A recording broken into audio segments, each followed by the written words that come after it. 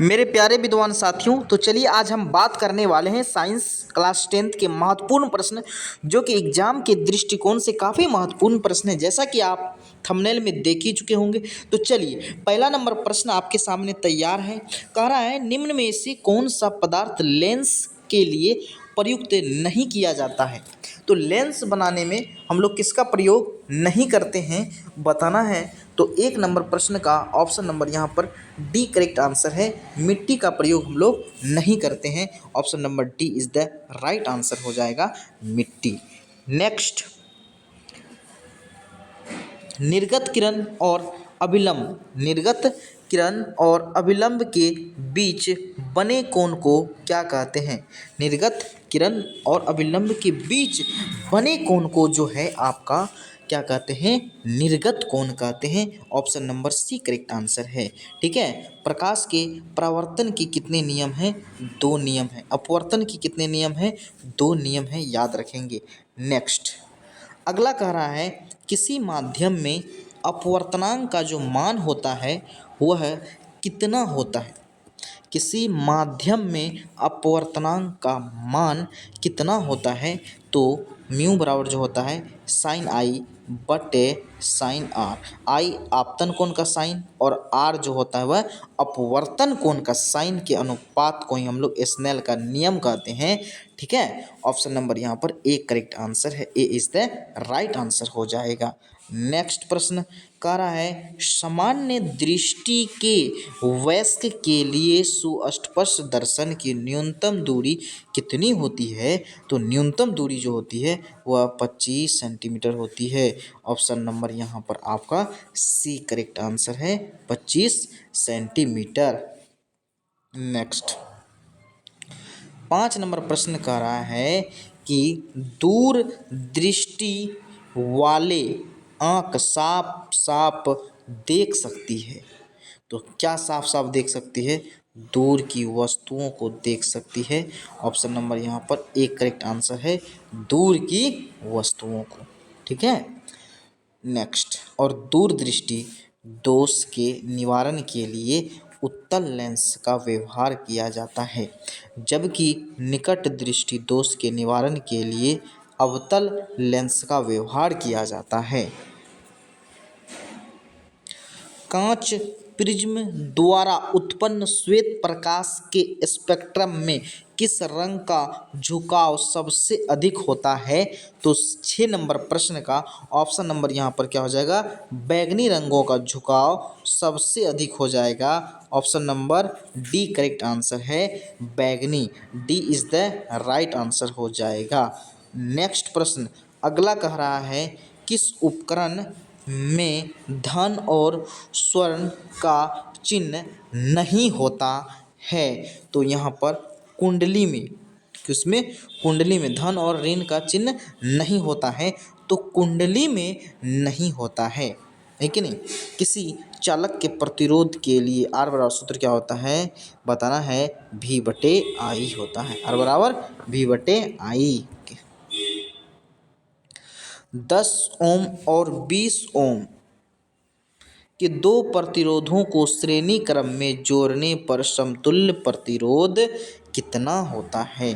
कितना करा है, 10 ओम प्लस 20 ओम टोटल हो जाएगा 30 ohm. Option number C correct answer है, 30 ओम। नेक्स्ट, वोल्ट 12 वोल्ट विभवांतर, भी बराबर 12 वोल्ट विभवांतर के 2 बिंदुओं के बीच 2 कूलम आवेश को ले जाने में किया गया कार्य कितना होगा। भी का मान 12 वोल्ट है, क्यू बराबर 2 कूलम, उसके बाद जो है कार्य ज्ञात करना है, डब्लू बराबर भी गुना क्यू होता है।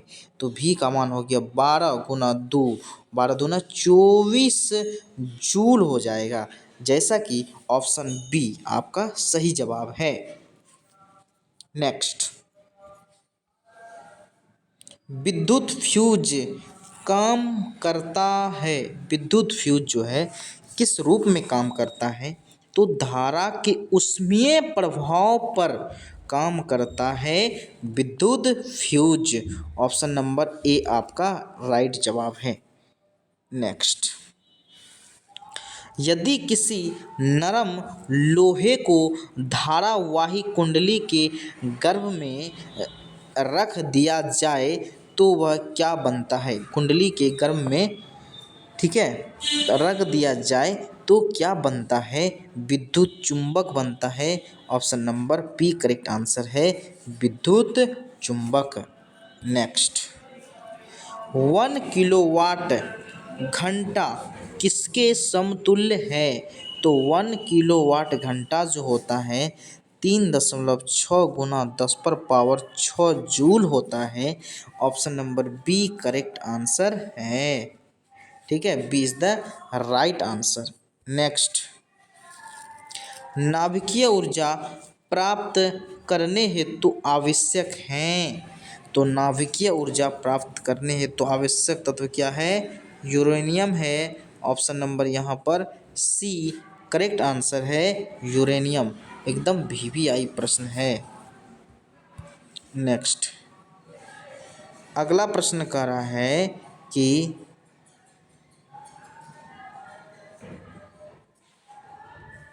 जल से होकर विद्युत धारा प्रभावित करने पर जल अपघटन होता है, H2O2 मुक्त होता है, हाइड्रोजन और ऑक्सीजन के आयनों का अनुपात क्या होगा? तो 2:1 होता है, क्योंकि हाइड्रोजन के 2 परमाणु और ऑक्सीजन के 1 परमाणु होते हैं। नेक्स्ट,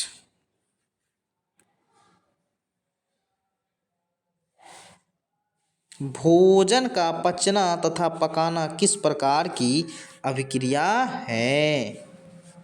तो भोजन का पकना और पचाना जो है आपका वह उपचयन अभिक्रिया है। Option number B correct answer है, उपचयन अभिक्रिया। ठीक है, तो 15 का ऑप्शन नंबर यहाँ पर सी, ठीक है, राइट आंसर हो जाएगा। नेक्स्ट, रासायनिक समीकरण, रासायनिक समीकरण जो है Fe+H2 Fe3O4+H2O को संतुलित करने पर जल में अणुओं की संख्या होती है। तो जल में अणुओं की संख्या कितनी होती है? तो यहाँ पर 16 का ऑप्शन नंबर यहाँ पर सी करेक्ट आंसर है, 4 होती है। जल में अणुओं की संख्या कितनी होती है? 4। नेक्स्ट, सोडियम क्लोराइड के जलीय घोल से विद्युत धारा प्रवाहित करने पर यह वियोजित होकर सोडियम हाइड्रोक्साइड बनाता है, तो इस प्रक्रिया को क्या कहते हैं? तो इस प्रक्रिया को जो कहते हैं आपका वह कहते हैं क्लोरोक्षार प्रक्रिया कहते हैं। Option D. नेक्स्ट, चीनी का आणविक सूत्र क्या होता है? चीनी का आणविक सूत्र क्या होता है? तो C12H22O11 होता है। C12H22O11 होता है। चीनी में मूल तत्व कार्बन, हाइड्रोजन और ऑक्सीजन उपस्थित होते हैं ना, CH और O। नेक्स्ट, अगला प्रश्न कह रहा है हमारा शरीर किस pH प्राश के अंदर कार्य करता है? तो हमारा जो शरीर है जिसका pH मान की खोज किसने किया था? तो सोरेनसन ने किया था। ठीक है, जिसका रेंज 0 से लेकर के 14 के बीच होता है। बीच में फैसला करता है 7। अगर 7 से कम है तो वह क्षारीय होगा, सॉरी अम्लीय होगा। अगर 7 से अधिक है तो वह क्षारीय होगा। ठीक है, तो 19 का ऑप्शन नंबर यहाँ पर डी करेक्ट आंसर है, D is the right answer. Next, निम्नलिखित में से किसे चाकू से काटा जाता है? तो चाकू से किसे काटा जाता है? सोडियम को काटा जाता है। ऑप्शन में सोडियम नहीं है, लिथियम को भी काटा जाता है। तो ऑप्शन नंबर यहाँ पर एक करेक्ट आंसर है, लिथियम, Li। इसका संकेत Li होता है, सोडियम का संकेत Na होता है। नेक्स्ट,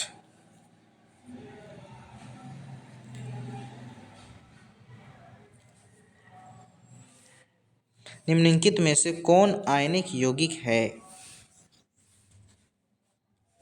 21 का सी, CaCl आयनिक यौगिक है, क्योंकि इसमें आयन है, एक पॉजिटिव एक नेगेटिव, जैसे NaCl, Na पॉजिटिव एक नेगेटिव, ठीक है। तो ये आयन है, इसीलिए इसको हम लोग कहते हैं आयनिक यौगिक। आयन मतलब क्या? जिसमें धन और ऋण आवेश हो उसी को ना आयन कहते हैं। आयन दो प्रकार का होता है, एक पॉजिटिव और एक नेगेटिव होता है, इसीलिए इसको आयनिक यौगिक होते कहते हैं, है कि नहीं। इसी आयनिक यौगिक को इलेक्ट्रोवैलेंट कंपाउंड भी कहते हैं, इलेक्ट्रोवैलेंट कंपाउंड, इसी को वैद्युत संयोजक यौगिक। अगला प्रश्न करा, निम्नलिखित में कौन सा उपधातु है? कौन सा उपधातु है? तो 22 का ऑप्शन नंबर यहाँ पर डी करेक्ट आंसर हो जाएगा, उपधातु Sb, option number B. Next,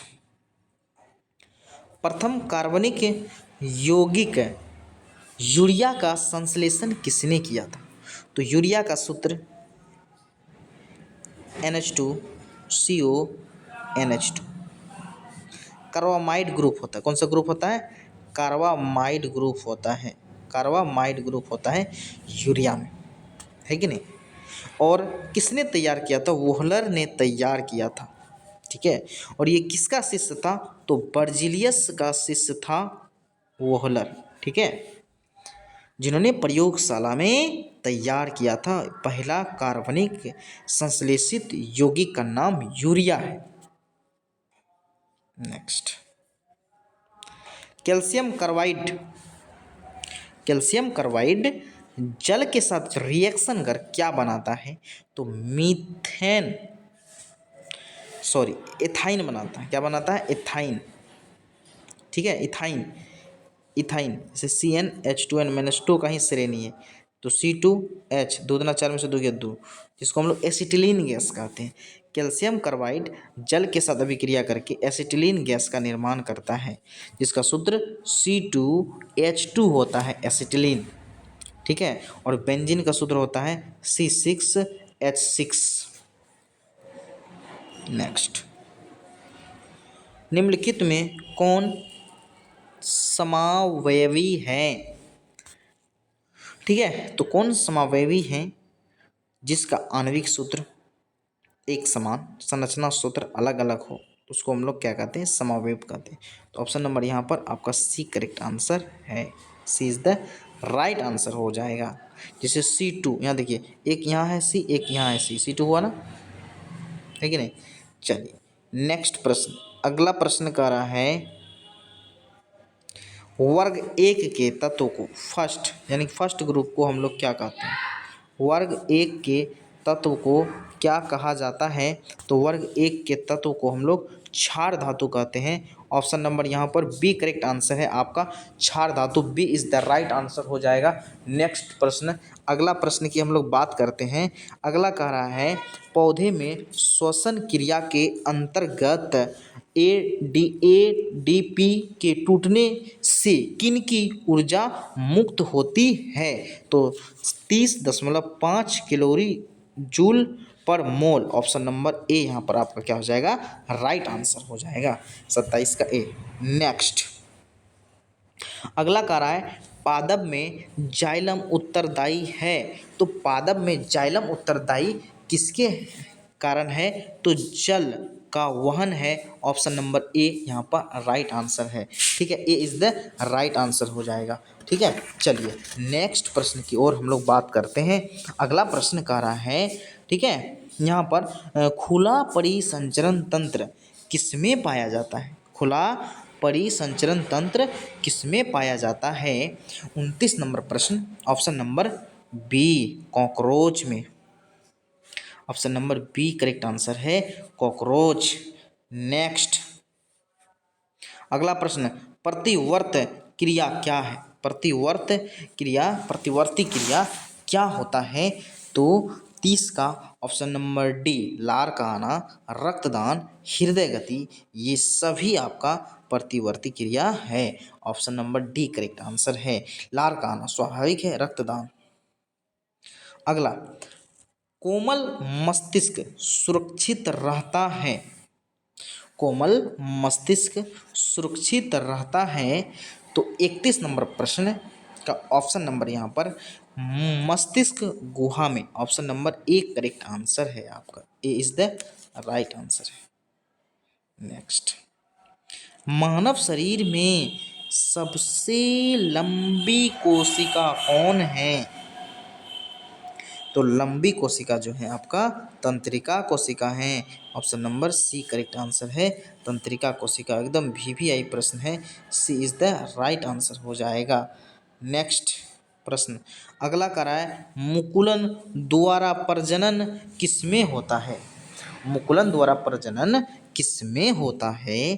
तो आपका यीस्ट में होता है, ऑप्शन नंबर बी यीस्ट, ठीक है। नेक्स्ट, फूल में नर प्रजनन अंग होता है, एक नर प्रजनन, एक होता है मादा प्रजनन। नर प्रजनन को हम लोग कहते हैं पुंकेसर, जिसको हम लोग कहते हैं पुमंग, क्या कहते हैं पुमंग, और मादा को क्या कहते हैं जयांग, और इसी का नाम है आपका स्त्री केसर। जयांग बोलिए या स्त्री केसर बोलिए, ठीक है। तो 34 का ऑप्शन नंबर यहाँ पर नर पूछ रहा है ना, पुमंग बोलिए, ठीक है, या पुंकेसर बोलिए, option number A correct answer है। यहाँ पर क्या हो जाएगा पुंकेसर, A is the right answer. Next, मनुष्य के 22 जोड़े क्रोमोसोम को क्या कहते हैं? ऑटोसोम, ऑटोसोम कहते हैं, क्या कहते हैं ऑटोसोम। 35 का option number A correct answer है ऑटोसोम, ये इज द राइट आंसर हो जाएगा। नेक्स्ट, पक्षी और चमगादड़ के पंख कैसे होते हैं? तो पक्षी और चमगादड़ के पंख जो हैं समजात अंग, option number A correct answer हो जाएगा, समजात अंग होते हैं। नेक्स्ट, प्राथमिक उपभोक्ता कहलाते हैं? प्राथमिक उपभोक्ता किसे कहते हैं? तो सहकारी को कहते हैं, option number A correct answer है सहकारी, ए इज द राइट आंसर है। प्राथमिक उपभोक्ता में सहकारी प्राणी आते हैं। नेक्स्ट, ओजोन के एक अणु में परमाणुओं की संख्या कितनी होती है? सबसे पहले बताएंगे, ओजोन का सूत्र O3 होता है, ये अणु है। अब ये O3 अणु किससे मिलके बना होता है? OO से मिलके बना होता है, 3 परमाणुओं से मिलके बना होता है, इसीलिए 3, ऑप्शन नंबर यहाँ पर सी करेक्ट आंसर हो जाएगा 3। नेक्स्ट, अगला, पेट्रोलियम का उपयोग होता है, पेट्रोलियम का उपयोग मोटर वाहन में, जलयान में, वायुयान में, इनमें से सभी, option number D is the right answer हो जाएगा। नेक्स्ट,